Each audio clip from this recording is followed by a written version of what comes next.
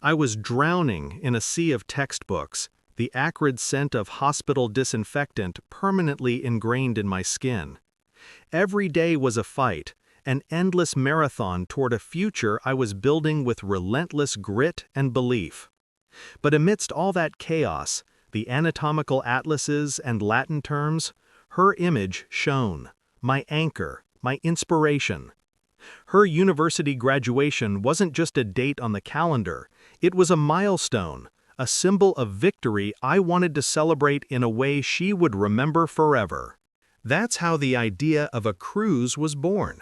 For months before, I'd traded medical journals for travel brochures during the night. The vibrant atolls of the Bahamas, the mystical landscapes of Haiti, the pulsing energy of Jamaica. Each destination was chosen with reverence, like a precious stone for a necklace. This was more than just a gift. It was the embodiment of my hope, my boundless love, my desire to give her a break and celebrate her monumental success. And, selfishly, to finally pull myself out of the abyss of endless studying. I envisioned her laughter beneath the rustling palms, the sparkle in her eyes as we watched the sunrise together over the Caribbean Sea. In these thoughts, there was no room for doubt. Our relationship felt carved from the toughest stone, having withstood the test of time, distance, and my grueling education. I desperately wanted to believe our love was exactly that, pure, serene, and capable of overcoming anything. Every shared glance, every touch, every quiet promise seemed to confirm this truth. Our mutual world was woven from these tender, perfectly matched threads, and I was ready to give anything to ensure that pattern never unraveled. It was a flawless beginning, a chapter I thought could only lead to endless happiness. And sometimes, in moments of unique, almost unbearable bliss, a light, subtle feeling would brush against me. A whisper that such perfect harmony, such flawless beauty, might be too fragile to be real. But I always dismissed the thought, plunging back into the glow of our seemingly cloudless world. The sun was a benevolent deity, pouring liquid gold on everything.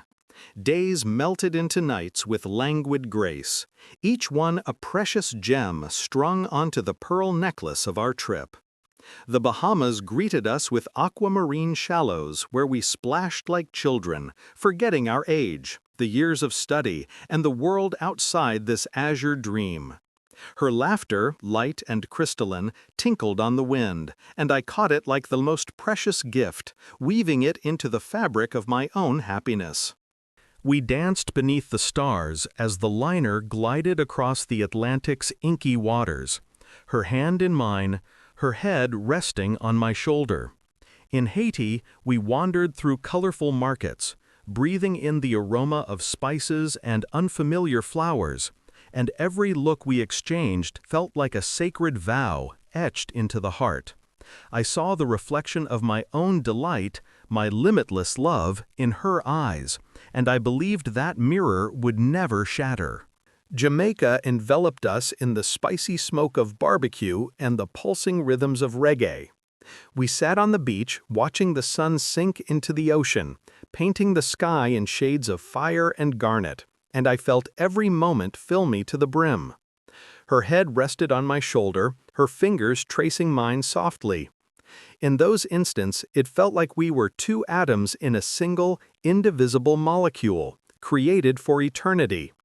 I wanted to bottle that absolute peace, that all-consuming tranquility she gave me. Every kiss was a promise, every touch a seal on that commitment. We made plans for the future, talking about a house, children, and how one day we would return here, no longer students but established adults, still just as much in love. The illusion was perfect, unbreakable. I was full of gratitude for this vacation, for her presence, for the sheer luck of being able to love her. It felt as though my soul, exhausted by studying, had finally found refuge, my own private paradise, woven from sunlight and her smiles. This paradise seemed endless, its horizons unshakable. The last day of the cruise should have been no different. The sun still caressed the skin, the turquoise waves lazily rolled against the hull, carrying away the remnants of our tranquil days.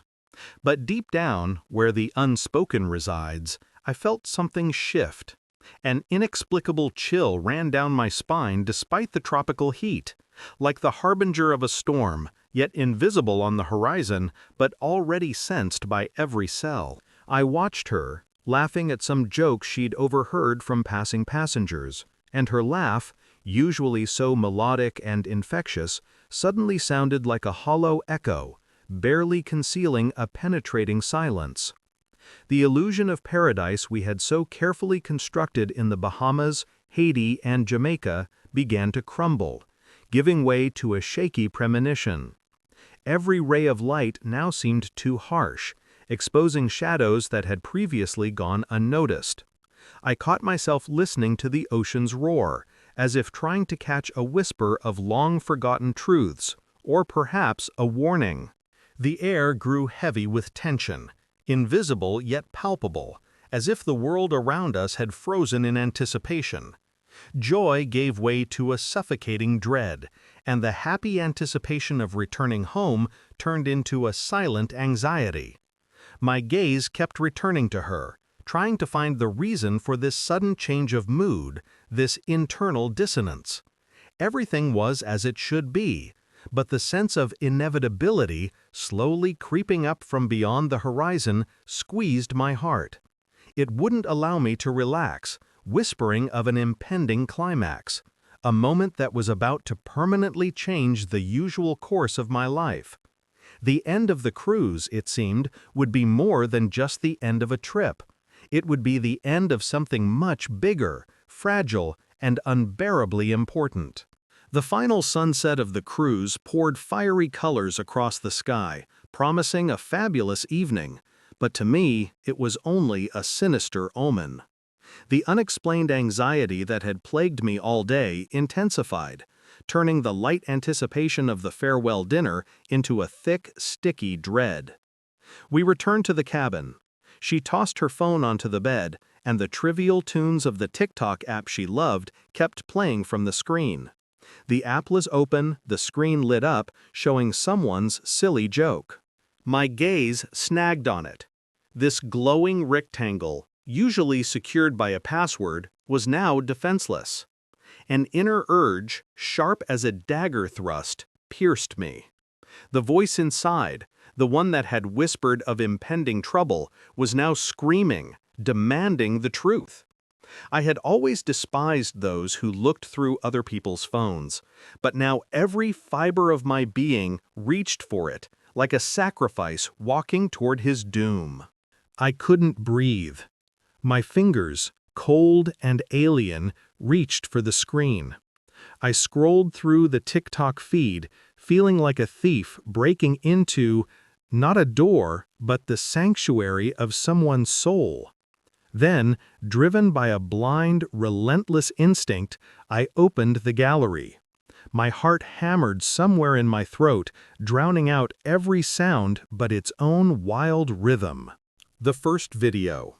A shaky, accidental shot. Then the second. The image grew clearer, and my world began to shatter into tiny pieces. Her, my girlfriend, my love, my light. And an unfamiliar man, his hands on her waist, his lips on her neck, their laughter muffled and intimate. And then the shots became more explicit, shocking in their ruthless truth. His touch, her moans, their embrace. The time, the date, 6 months. The last 6 months of my life, my studies, my hopes. The cruise that was supposed to be a celebration of love had turned into torture, and every happy moment we had shared became a sophisticated lie.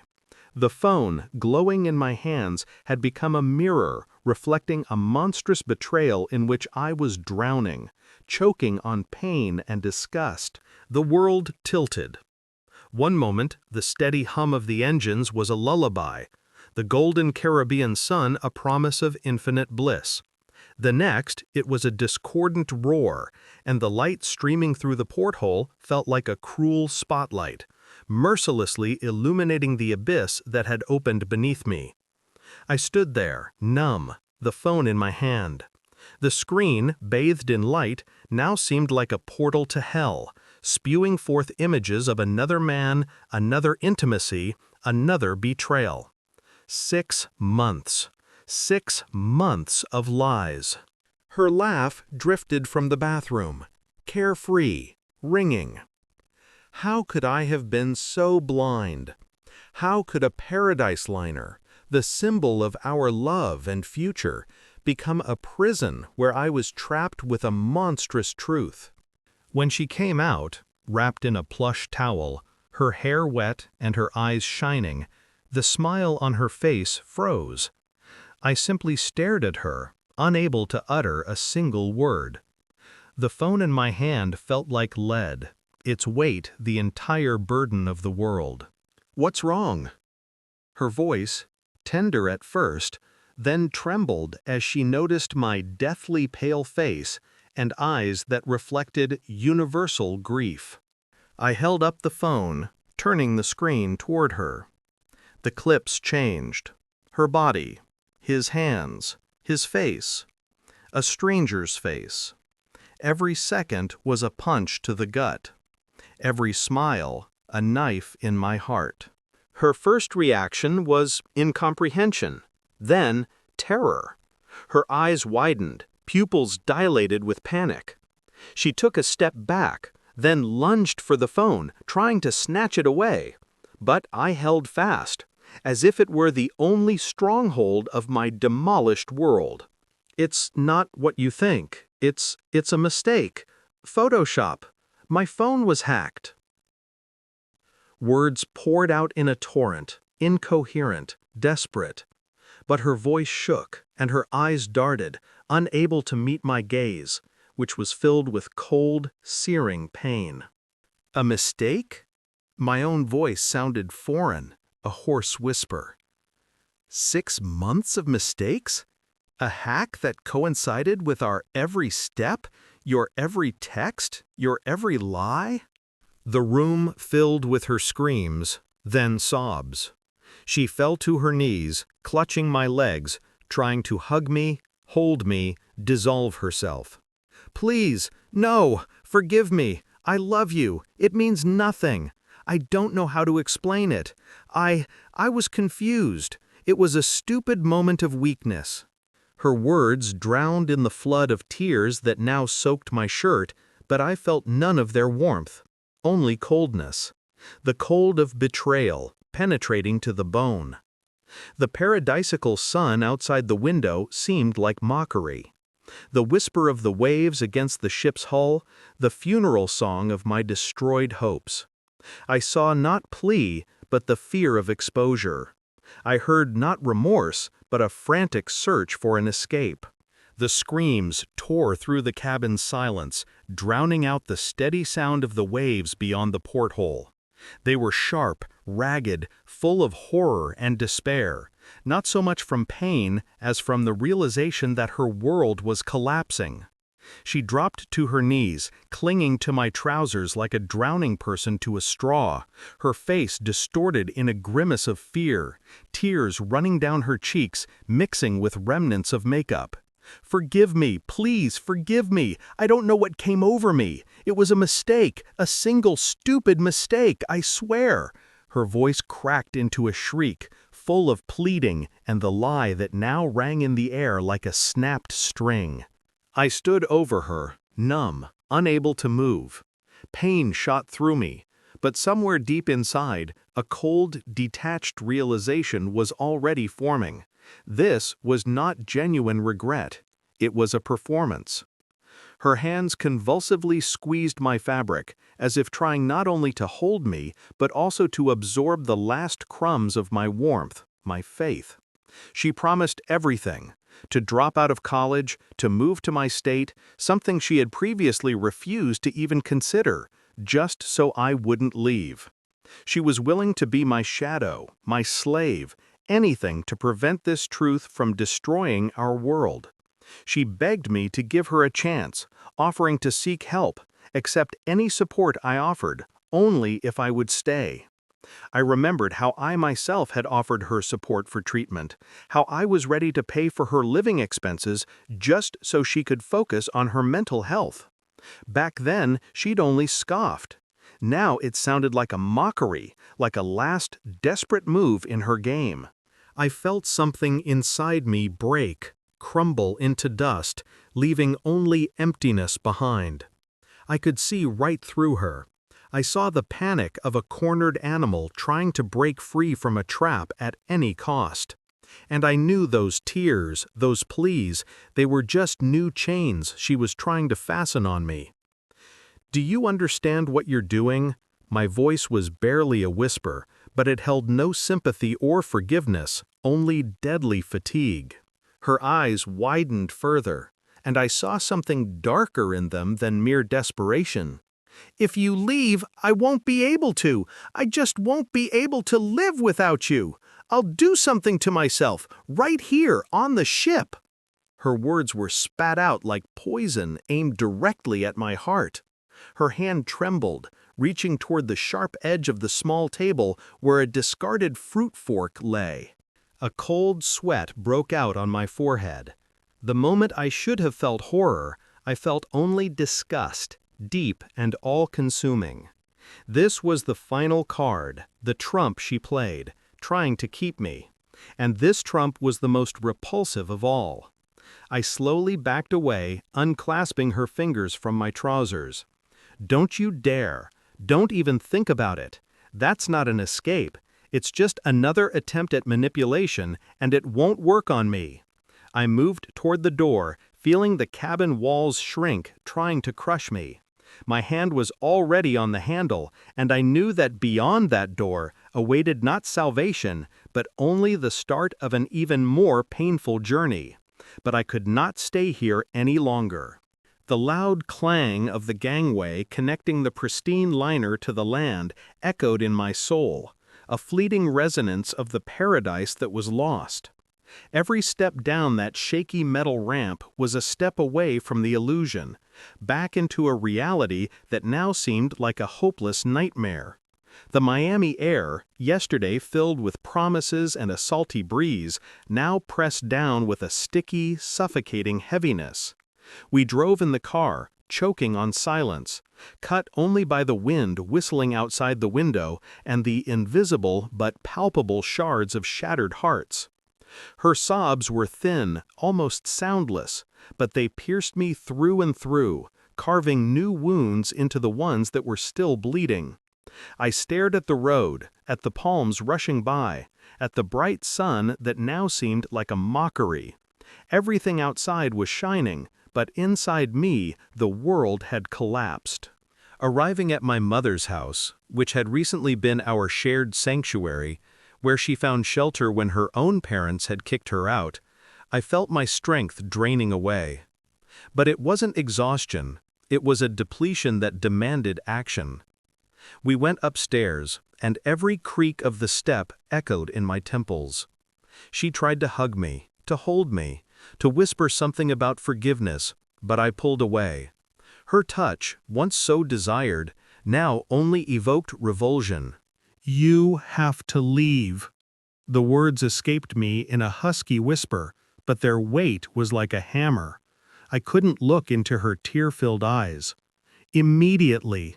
Today." She froze, her face contorted. "What? Where will I go? You can't."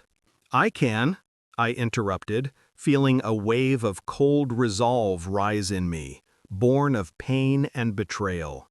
"This is my mother's house. You can't stay here anymore. It's over."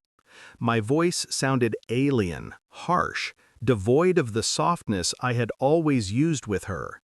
I wanted to scream, to rage, but I restrained myself just to survive.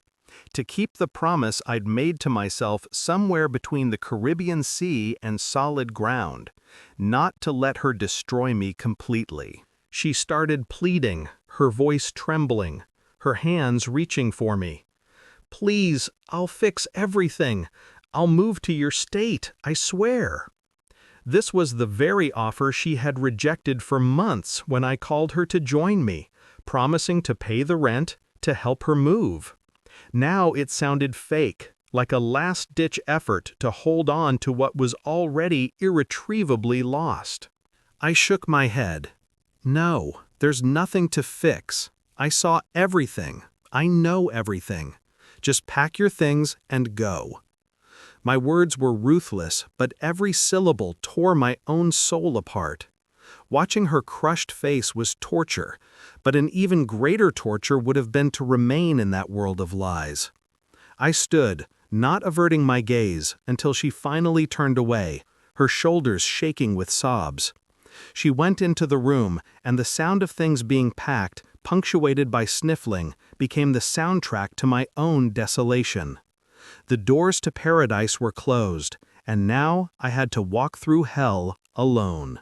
The door slammed shut, leaving behind a deafening void. She was gone. Finally.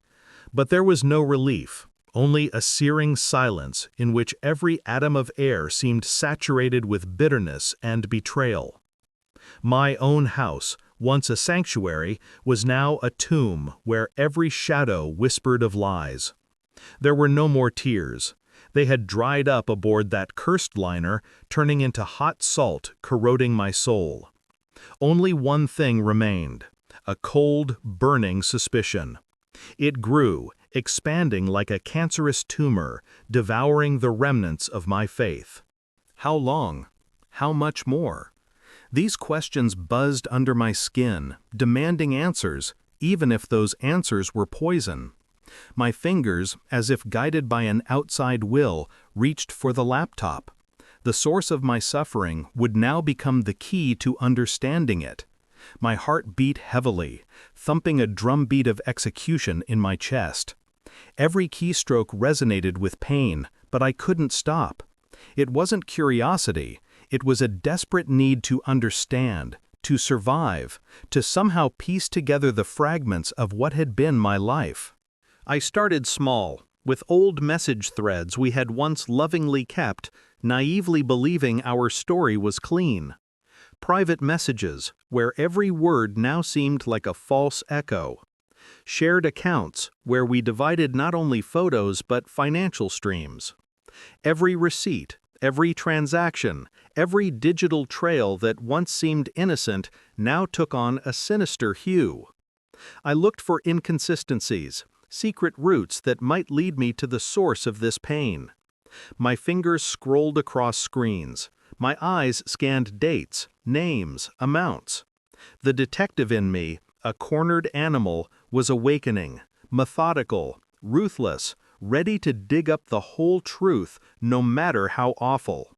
And beneath every layer, every date, I felt I would find something more.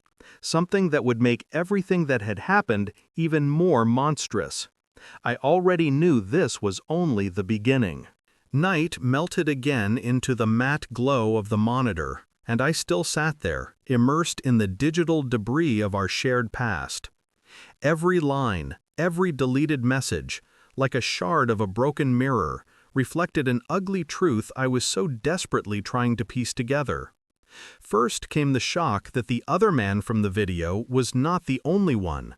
New names surfaced, new faces flashed, new meeting places torn from snippets of carelessly left dialogues in the phone's memory. She was texting, meeting, sending the same explicit photos that were once meant only for me, now to unknown shadows on the net. My fingers went numb from tension. My eyes burned, but I couldn't stop, driven by a thirst for truth, however monstrous. I built a timeline, comparing dates and events, and every time the pain seemed to reach its limit, a new, deeper abyss was discovered. And then, amidst this digital clutter, I stumbled upon something that burned a black, unhealing wound into my soul. That day, I remembered it in minute detail. The suffocating silence of the apartment, the chilling dread in my chest as the world crumbled around me, and I stood on the brink, feeling the ground disappear from under my feet. I felt like I was drowning, and my only salvation was her, the person I sent the most desperate messages to then, confessing my suicidal thoughts, begging for help, for support, for a ray of hope. I remembered her detached yet comforting words, which felt saving at the time. But now I saw her texts from that very same day, with another man. Laughter, flirting, plans for the evening, promises full of anticipation and desire. While I was sharing my pain, my readiness to end it all, she was planning a new encounter, a new betrayal, a new lie. She wrote to me about love and to another about lust. She spoke of support while secretly tearing me down from the inside. This was not just betrayal, it was a mockery of my deepest vulnerability, of my life itself. Shards of reality pierced me, leaving behind an unbearable emptiness, and the realization that all these months she had lived a double life, using my trust and care as a shield for her secret, humiliating affairs. I began to understand that maintaining this parallel world required not only words, but also money, and the premonition of an even filthier truth began to take root in my exhausted mind. I sifted through the fragments of our life, every message snippet, every date, like a detective immersed in the darkest case. Every new discovery was a blow, but I didn't know yet that the bottom was deeper than imaginable. My pain grew sharper when I started looking at bank statements. I had given her money for a car, for her daily needs, so she could feel independent until she got on her feet. After all, she was living rent-free at my mother's house, benefiting from our shelter, our care, our trust. The numbers didn't lie. They told their own, ruthless story. Here were transactions at restaurants we never went to together, purchases at stores she never visited with me, expenses for trips I had no idea about. The dates matched the evenings she was staying late at a friend's, or too busy with studies, or not feeling well. My money, honestly earned, given to her with faith and hope for her future, was spent on her secret meetings, on dates with other men, on luxury she shared not with me, but with her liars. This truth was yet another bullet that pierced my already wounded heart. She wasn't just cheating physically and emotionally, she was robbing me, using my care as a shield for her dirty secrets. Every dollar she spent on those dates was a mockery, a spit in the face of my devotion.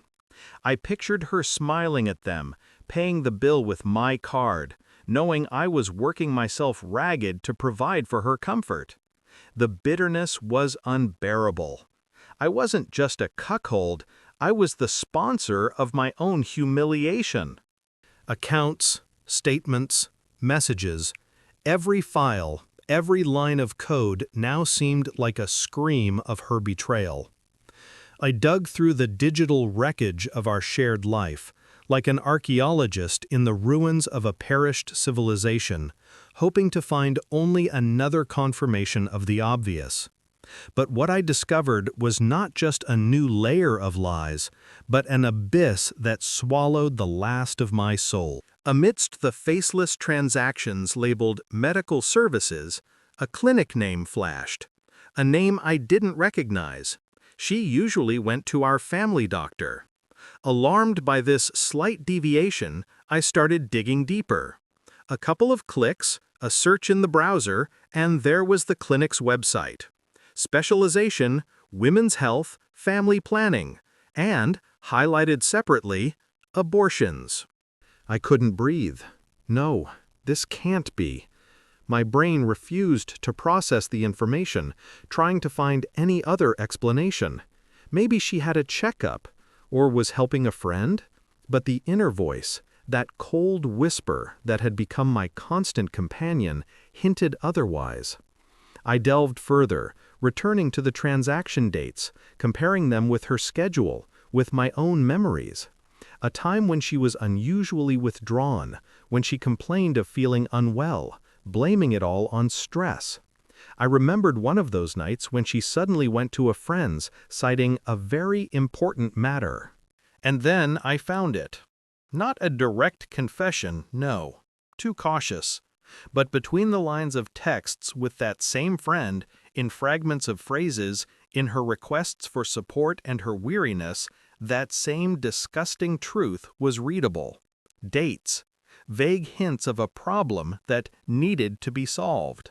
And then relief, mixed with an unidentifiable sadness. And not a word to me. Not one. I leaned back in the chair, as if my chest had been pierced. Not just cheating, not just financial deceit, not just indifference to my pain. She had been carrying our baby, our child, and she got rid of it without saying a word. She made this decision in secret, hiding the most crucial, most intimate thing that could ever bond two people. The unborn life, which I never knew about, became yet another ghost in my tormented consciousness. The world went dark.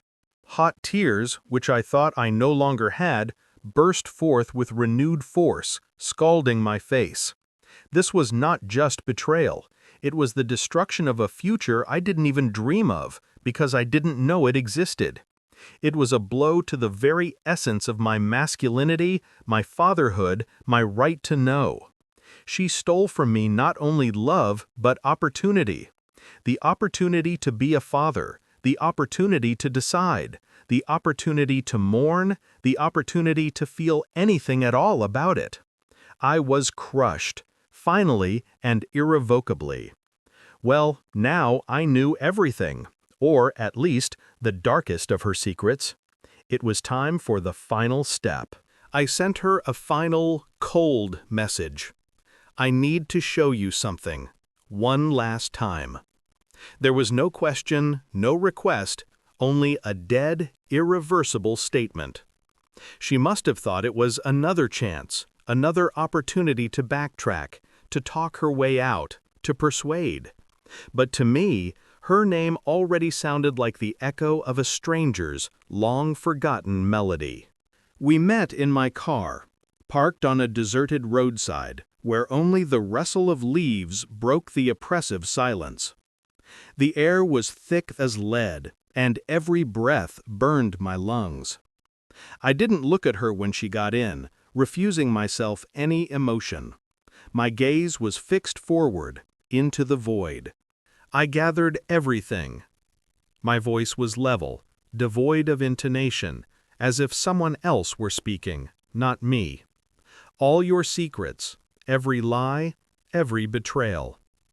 I placed the phone on the dashboard. First were the videos from the cruise, and then screenshots of texts. Clips where she, who had just recently hugged me on paradise beaches, was sending herself to others. Words full of lust that I once thought were meant only for me. Dates, names, places. Small, disgusting details collected with cold, surgical precision. She tried to say something. Her lips trembled, but no sound escaped. Panic and primal fear mingled in her eyes. I continued. I opened the printouts of the bank transactions. Here's the money I gave you for a car and for living. And here's where it went. For gifts, for dates, for secret trips. Every number, every name of a store or restaurant was a nail in the coffin she had built for herself over years. Her mask, woven from tears and pretense, began to crack. Finally, I pulled a thin, almost weightless sheet of paper from a folder. The termination of pregnancy report. My fingers trembled slightly, but my voice remained steady as ice. And this, I whispered, and it was worse than a scream, is my child. A child you decided I didn't need to know about. A child you killed while I, the naive fool, was making plans for our future. In that moment, her face turned ash-white. All color drained from it, leaving only a ghostly paleness. Her lips parted in a silent scream, but the sound caught somewhere in her chest. In her eyes, full of horror, there was no shadow of pretense left, only the naked, ugly truth. The wall of her lies finally collapsed, burying her beneath the rubble. I looked at her, at what was left of the person I had once loved.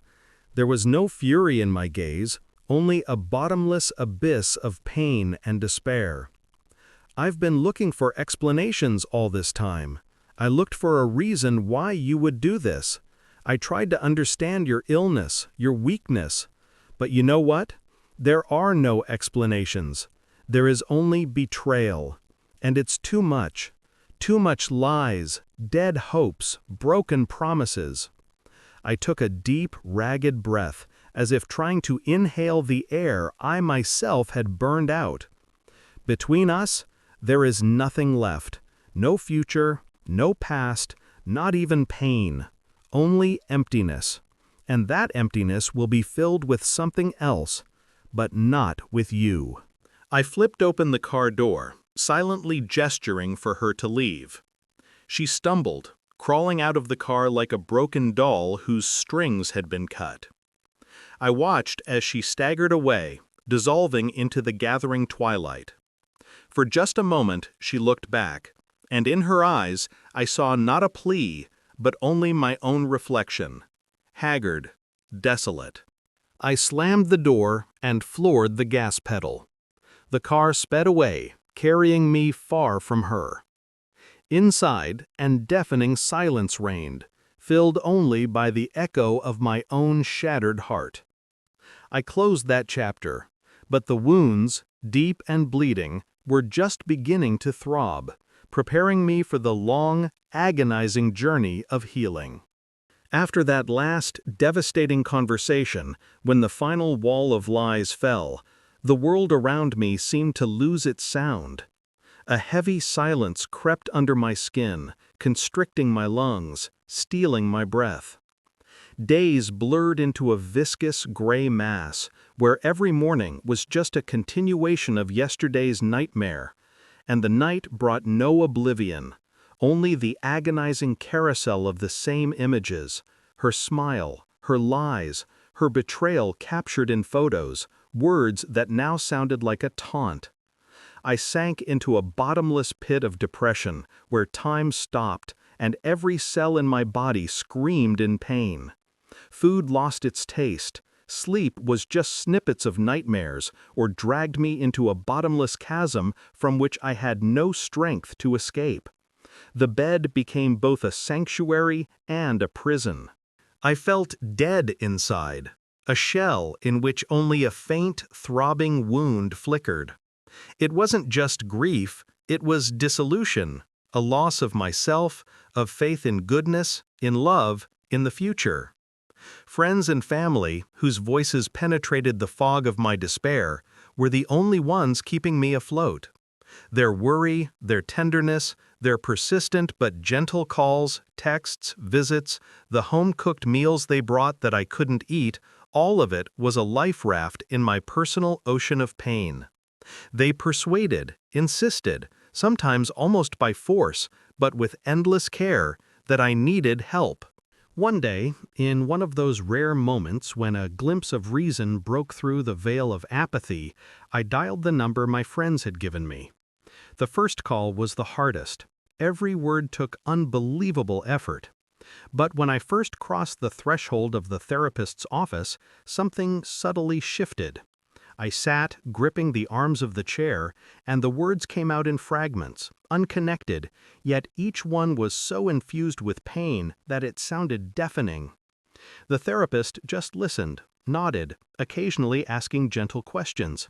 And that presence itself, that non-judgmental understanding attention, became the first building block in the fragile bridge toward healing.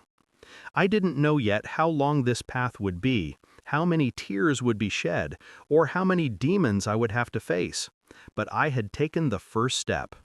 And in that silent office, full of unspoken pain, a faint, almost imperceptible light of hope began to slowly break through. Therapy sessions became a battlefield where the past wouldn't let go, but instead took on new, gruesome outlines. Dr. Vera, her voice soft but penetrating to the deepest depths, methodically led me through the labyrinth of painful memories.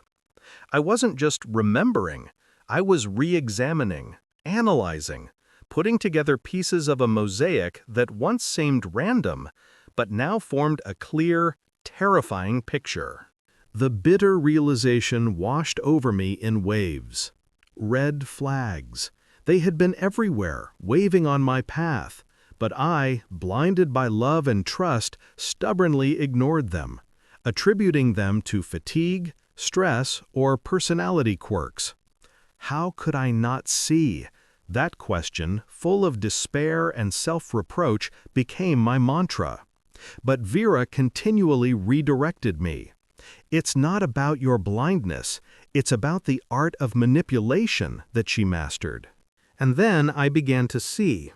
I remembered how during the COVID-19 pandemic, when she lived at my mother's after a fight with her own parents, I was tormented by inexplicable bouts of anxiety. I felt then that something was wrong when her phone became an indispensable part of her nights, and my words lost all weight for her.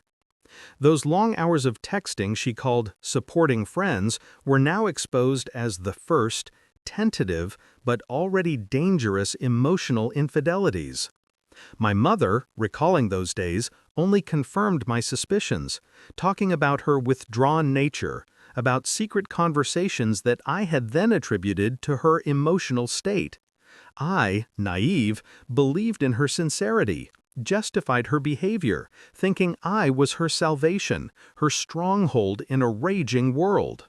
I recalled how, on the verge of exhaustion, I asked her to move out when my intuition screamed danger, when I could no longer stand her constant immersion in the virtual world, in communication with someone who wasn't me. Back then, I felt guilty, insufficiently understanding, too demanding. Now I understood that this was just another cycle of lies, another test of my boundaries, which she easily erased. Every new discovery was like a knife wound, but simultaneously with the pain came understanding. This was not a sudden madness, a flash in the Caribbean sun.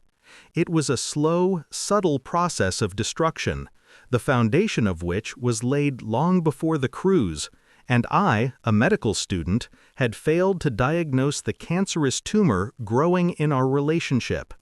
This painful truth was paving the way for the next stage, acceptance and healing, to the understanding that you cannot build a future on sand soaked in lies. The time spent on the therapist's couch was like a long, agonizing dive into an abyss, where each layer of pain exposed the last. I now saw not only her lies, but my own blindness, my naive faith that refused to notice the cracks in the foundation. The very warning signs I once dismissed as fatigue, stress, or just mood swings, now they sounded like a deafening siren, the echo of which will haunt me for a long time. The emotional cheating during the pandemic, her aloofness, that strange excuse when she canceled our plans, all of it formed a clear, terrifying timeline, where every point was a harbinger of the inevitable collapse. Scars. They will remain forever, burned deep beneath my skin, a reminder that I was once torn apart. But now, looking at these scars, I no longer felt only pain. In their ugly beauty, I began to discern a pattern of survival. A lesson that betrayal does not choose a convenient moment, nor spare sincerity. That one must trust carefully, but most importantly, trust oneself. To listen to the inner voice that so desperately tried to break through the veil of love and hope. The long nights when I choked on my own sorrow are behind me. I learned to breathe again, slowly, with difficulty, but to breathe. And in every such breath now was not only bitterness, but a fragile, barely noticeable hope. The hope that I can build something new on the ashes of the old. That my story will not end with this betrayal, but only begin anew. But with my own firm choice. The choice to live for myself. The choice of my own well-being, my own worth. My strength is not in the absence of pain, but in the ability not to let it consume me entirely. I am not yet healed, but I am no longer broken. And that faint, flickering light ahead, that is my only precious lighthouse.